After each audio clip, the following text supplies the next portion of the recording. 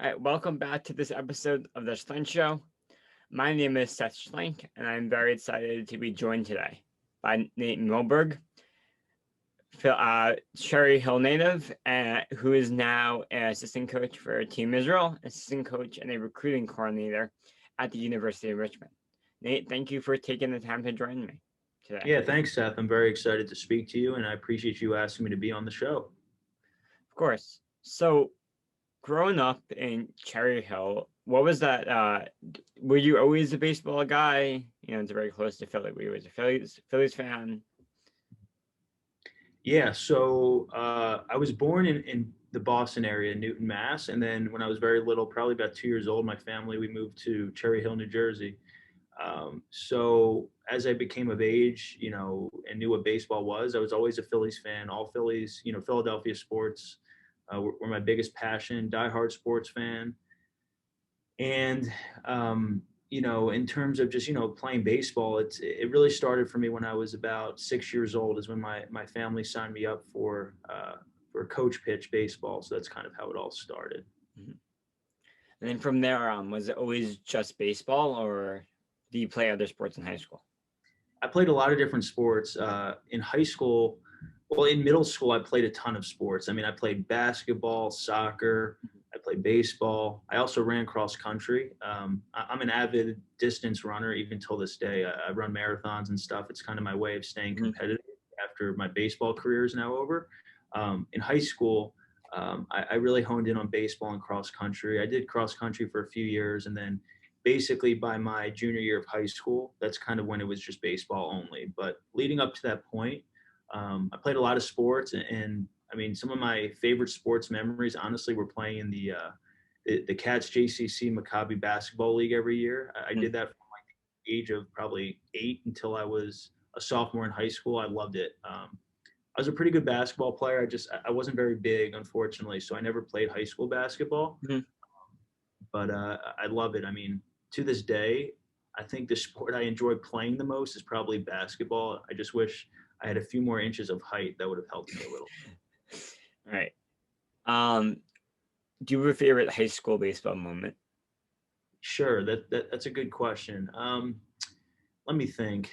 Uh, I always remember my first varsity hit. That was a great one. My sophomore year of high school, it was a single to left field. We were playing Lenape High School. It's amazing. You always remember certain moments like that. Mhm. Um, Something that was very memorable was playing Mike Trout several times in high school. Probably the most memorable game we had against him was my sophomore year. We played Millville High School where he went in the state playoffs. So we were in the same conference. So we played them, once or twice a year. We played them in the state playoffs. We actually walked Mike Trout 3 times or 3 times intentionally in one game, including once with the bases loaded. So even back then, he was that good. Mhm. Um, One other moment that I'll never forget, honestly, is lining out to Mike Trout. It was my junior year of high school. I hit a great line drive to right center field. Trout was a senior, and he made an unbelievable catch on me. After the game, I remember my mom said to me, I was really upset. I was like, darn, I wish I got that hit. My mom said, someday you're going to remember that moment, be able to tell that story because he's going to be in the majors. My mom was right. He ended up obviously doing amazing, and lining out to Mike Trout, honestly, was one of my more memorable, moments in high school. Right, and now he's playing on this 10th straight opening day roster for the Angels. So I guess it all worked out for both of you. So after high school, what did you have any idea of what you wanted to do, or was it all just kind of all happened upon you?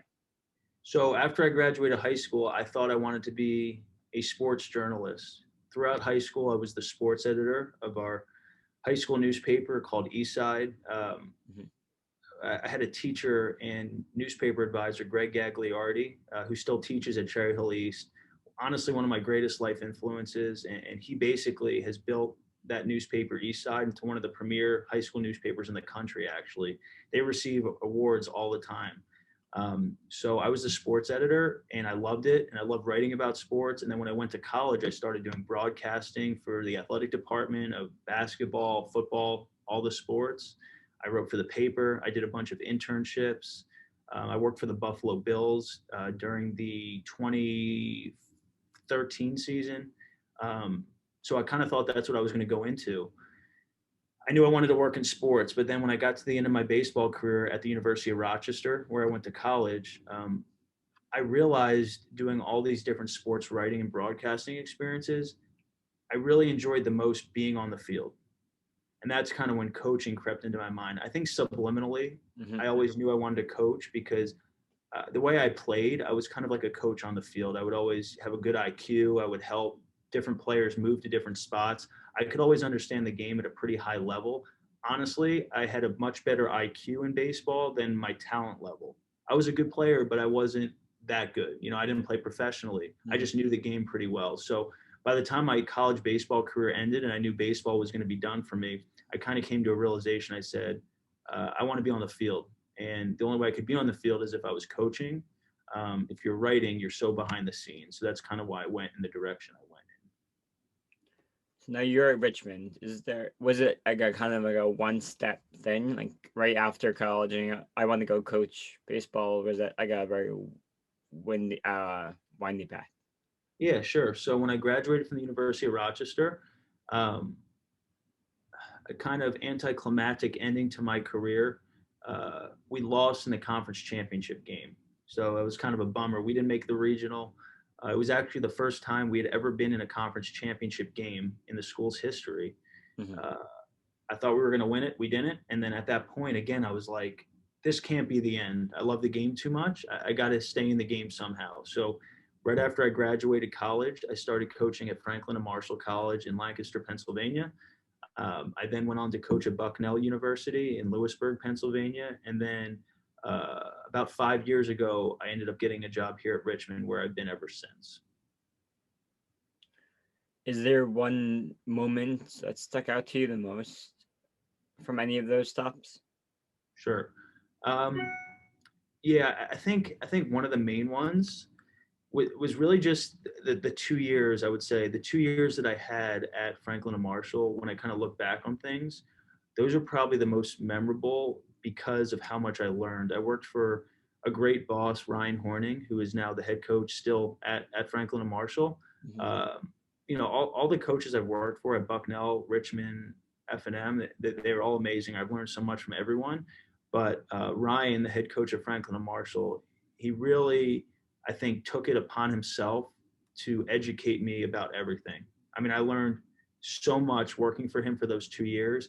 It's Division III, so kind of one of the benefits of coaching Division III is that you actually don't have as much support from a staffing standpoint. For example, at Richmond, we had 5 coaches. At F&M, we really had 2 coaches. Hmm. So I was doing a lot of different things. And from that standpoint, there's no question that I would not be who I am today as a coach if I didn't learn all I learned from Coach Horning over at F&M. Hmm. And then at Richmond, you're the assistant coach and the recruiting coordinator. How does Mhm. that play together in the day to day? Sure. So I'm doing a lot of different things here. Again, that's why I point to my time at Franklin and Marshall as being so crucial because it taught me to manage and handle a lot of things at once. And then in my role at Richmond, that's exactly what I'm doing. I mean, I'm coaching players. I'm helping run practice, coach first base during the games. I'm helping strategically, put things together. But on the other end, I'm also mainly responsible for ensuring that we're bringing in good players to compete here on a year-to-year basis. So it's a lot of scouting. It's a lot of travel. When COVID isn't what it is today, I can't travel now. But typically, I mean, in the summer, I'm rarely home. I'm always on the road watching baseball games. A lot of phone calls, talking to different kids, talking to their families. There's just a lot of things going on. So day to day, it really runs the gamut of being on the baseball field with our players and being on the phone with different potential players who might be interested in coming to Richmond. How did COVID affect, obviously, the recruiting process from your standpoint? It's I mean it's really shut it down because we're not allowed to travel. So the NCAA has instituted what's called a dead period, which just simply means coaches cannot go off campus or even on campus and do any recruiting. So the only way we can communicate with prospective athletes, student athletes right now is if I talk to them on the phone or via email. So it's really just increased the importance of strong communication over those mediums. And Mhm. then also watching a lot of video of different players. And then your other role is the assistant coach of Team Israel. Mhm. How did you end up as the assistant coach there? Sure, I think it's really just a story of kind of right place, right time, but also just treating people the right way and just being, a bench, a good person. Because uh, years ago, when I was a junior in high school, I was actually supposed to go to Israel as a member of the USA Maccabi baseball team to go play in the World Maccabi games in Israel. Unfortunately, a week before I was supposed to leave with that team, I got sick with mono, so I missed the whole trip. The team ended up winning gold, and one notable name of a player who was on that team that everybody will know is Max Fried. Mm-hmm. So Of course. for the Braves, he was actually a player on that team. I got to meet him at a training camp earlier in the year. Pretty cool. That was a very devastating moment for me. I mean, growing up, Judaism and baseball were like the two greatest influences of my life. And I was so looking forward to that trip. Had never been to Israel before. Well, you fast forward about, 10 years later, I had connected with Eric Holtz, who's now the manager of Israel. Mhm. We had met a few years earlier just through the summer baseball circuit. And he had actually managed the USA team for the Maccabi games a couple years after I was supposed to go. Mhm. Long story short, we had generated a great friendship, and I think he kind of identified with the story. He knew how painful it was that I never got to go on that trip. So when Holtzy, our skipper, he had an opportunity to hire an assistant coach. He asked me if I was interested, and I mean that was a dream come true. So, like I said, just fostering a good friendship, and I got to know Holtz before he was the manager of Israel. We just had formed a great friendship, so it all worked out from there. Do you have a favorite memory from that? From I guess the entire Olympic qualifiers, or why? Yeah. Yeah, sure. Number one for me by far. I always tell this story. We were playing Germany Mm-hmm. in Bonn, Germany, in the European Championship. So the way that the tournament was broken up, this was in September of 2019. We had to go to Germany, and we had to finish top six to get to the Olympic qualifiers. Mm-hmm. We ended up getting, I think, fourth. But one of those games we were playing was against Germany, and again, it was in Germany. So, the significance of that moment, an Israeli national team playing in Germany against Germany. You think about history with the Holocaust, uh, the Munich Olympics, so on and so forth. It's there was just a lot of significance going on with that game. We were losing into the last inning, and or it may have been the eighth inning. And at that point, Ty Kelly, who was our shortstop on that team, he played in the majors for the Mets and the Phillies, I believe, too. Uh, he had been hitless. He was struggling at the plate a little bit. I think he may have been 0 for 12, but he gets the big hit that ties up the game, and then we end up going on to win the game. To me, that was my favorite moment. One, because we ended up beating Germany in extra innings, so the historical significance is obvious. But I always think about how I impressed and how much I learned from Ty Kelly watching how he handled all of that, because leading up to that point in the tournament, he hadn't even had a hit, but he never put his head down. He never was negative. He just kept playing. And then he ends up having, what to me was probably the biggest hit of the entire tournament. Mm-hmm. If we didn't win that game, we probably don't make it to the Olympic qualifiers. So that was an amazing moment. And how excited are you to be able to go to Tokyo this summer? I'm very excited. It just feels surreal. I'm just every day praying that it happens, not only for myself, but more importantly, when I say myself, because I obviously want to experience it, but more importantly, just the country of Israel and all the Jews worldwide. I mean, I think this is going to be a monumental event and opportunity for Jews to really root their team on in the Olympics, something that has never happened before. Israel's never been in the Olympics for baseball. It's the first Olympic team to be representing Israel since 1976, when Israel had a soccer team.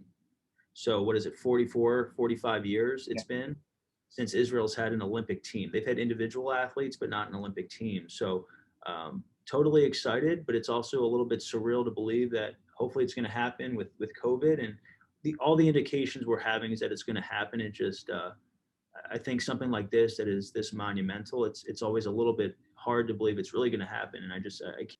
Do you um sorry, how exciting is it to be able to to learn from all these from players who have obviously from different backgrounds, but also from not only common bond in baseball, but also common bond in Judaism? It's a great question. A common theme that is talked about a lot amongst the entire team is how all of the players feel, all the players and coaches, we all, as a group, as a collective group, we feel a ton of empowerment amongst each other, because the typical experience in baseball is that we're not filled with a team of Jewish players and Jewish coaches. Right. Usually, every team I've been a part of throughout my career as a coach and a player, I've been the minority. I mean, there have been maybe a handful of Jews on the team, but not everybody. So that's been an awesome experience that I think everybody truly loves and feels a strong sense of empowerment from. The other side of it is there's a lot of amazingly intelligent and just cerebral individuals on this team. I mean, everyone on the team has such a unique personality, but you also have such smart individuals, both from a baseball and just, life standpoint. I mean, you have graduates of Stanford, Yale, all the Ivy League school. I mean, it's a group of so many smart people that it just makes for some really interesting dynamics and just amazing dialect between everybody. Uh, I've learned so much from the coaches, and even more so from the players, Mm-hmm. of how to do different things on the baseball field that I brought back with me to Richmond. For example, like I talked to Nick Rickles, the catcher of our team, how he does catching, and what his thoughts are on it and what his thoughts are on hitting. And I've been able to bring that back to our players here at Richmond. Danny Valencia, same thing. I mean, he has 3,000 major league at bats. I asked him so many questions about his approach, his mindset, things that I was able to take for me as a coach and share with our players here at Richmond. So it's been an amazing educational opportunity for me personally. So now you just mentioned Danny Valencia, but also being able to work with some of these awesome major league caliber players, Ty Kelly, Jeremy Bleich, and Ian Kinsler coming on late last fall. How great is that to be able to have that? It's the level of experience to work with. It's unbelievable. I mean, again, these are guys who have excelled at the highest levels of baseball. That's not an experience that I ever had. I know that. And so because of that, I take advantage of it every second I have a chance to, and I ask them questions. Jeremy Bleich, Ty Kell. I mean, I've asked these guys all so many questions because I realize how valuable it is to learn from people who have played in the majors. My boss here at Richmond, it's the same thing. Our head coach here, Tracy Woodson, he played in the majors for the Dodgers and the Cardinals. So I feel very spoiled as a coach because I feel like I have these amazing resources to gather all this information from to make me a better coach to help the players that I coach even more. Right. Is there a favorite piece of advice that you've ever received? Yeah. So there's a couple I would say is, one is to compete against yourself. That's kind of my driving force, I would say, in life. Sometimes we get lost in trying to be better than somebody else, but on a daily basis, I really just try to push myself to work as hard as I can to be the best person I can possibly be. So that's number one. And I think number two is just the principle of being a mensch, being selfless, tzedakah, tikkun olam, which are obviously Jewish principles, but those are really important to me. Just the idea of doing for others and not just thinking of yourself. And also with that, staying quiet and not acting out to maybe change a misdoing, a misgiving, a bad behavior to just make things better. You're doing a disservice. So those are really the two: compete against yourself and just standing up for what's right, being a good person. Do you have a goal for yourself? Where do you hope to see yourself in 5 years, 10 years? Yeah, I mean, my ultimate dream, I think, professionally, is to be a Division I head coach down the road, whenever that may be. I don't have a set timeline per se. I just that's something I would love to do. I want to be a Division I head coach. And do you have a favorite mentor over the course of your experience, growing up and then now to your professional life? Sure. Yeah, I've had a lot of great mentors. I mean, it's really hard for me to pick one out just because I've had so many that have helped me get to where I am. I think my dad, especially my mom and my dad, have been amazing. They've supported me through everything, and I would be remiss to not mention them.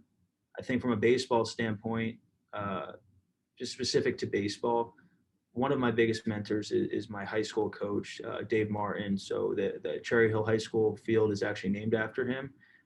He was an assistant coach when I played at East, but he was the head coach at East for about 35, 40 years before that. And our head coach at the time was Eric Radbill. He's great too.